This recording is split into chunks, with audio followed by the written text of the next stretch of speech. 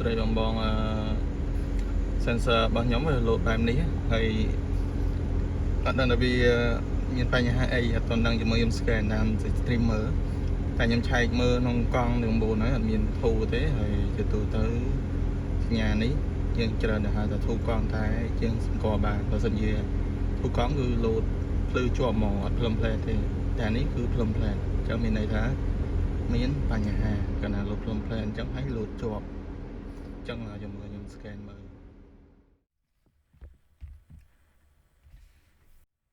ចឹងអានេះយើង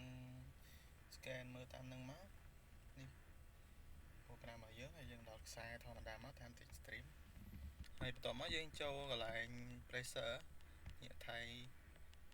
pressure ណាចូលមើលទៅវាចូលកូដអីគេអញ្ចឹងវាបញ្ជាក់ប្រាប់ថាអត់អាចទទួល data ពី ID មួយបានទេ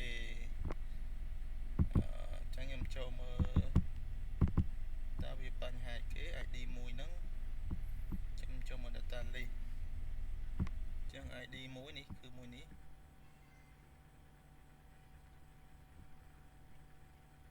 នេះគឺ ID មួយបាត់សញ្ញា ID 2ក៏បាត់សញ្ញាដែរចឹងអត់ដឹងទៅខូច1ឬខូច2គ្រាប់ទេអត់ទាន់ច្បាស់ដោយសារតែ stream សមត្ថភាពវាអត់អាចកំណត់ទីតាំងដឹងទេអត់ដឹងថាទីតាំងណាដោយអាម៉ាស៊ីន scan គេ tool scan អានឹងគេគាត់ដាក់ចិត្តស្រូបតែទី stream យើងវា limit ដែរយើងប្រើខ្សែយើងអាចកំណត់ដឹងទេដឹងថាកង់ទាំង4នោះអាចមានមួយអញ្ចឹងអានេះទី1ហើយនិងទី3សីតុណ្ហភាពកង់អត់ដើរទេក្រៅពីហ្នឹងវាដក39 40អង្សាអញ្ចឹងយើងមើលថ្មរបស់វាលេខ1នោះ over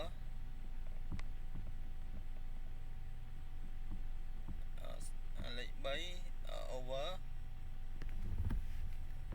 មកនេះថ្មហ្នឹងដូចជាអត់មានបញ្ហាទេ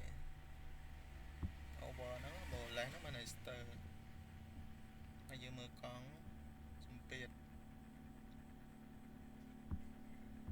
ចឹងសម្ពាធនេះដូចជាវានៅដើរធម្មតាចឹងនេះអញ្ចឹងទៅតងកូដហ្នឹងវាបញ្ជាក់ថាកូដ C2021 ហ្នឹងន័យថា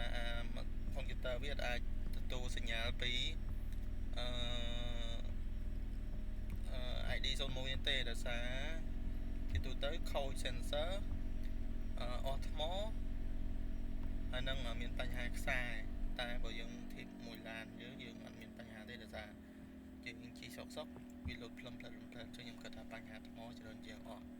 ហើយវាបាត់ទៅវិញហើយឥឡូវយើងជីមួយសាទៀតក៏វាលោតទៀតគឺវាលោតជាប់តែម្ដងចាំន័យវាដាច់សញ្ញានោះដោយសារអស់ថ្មហ្នឹងហើយអញ្ចឹង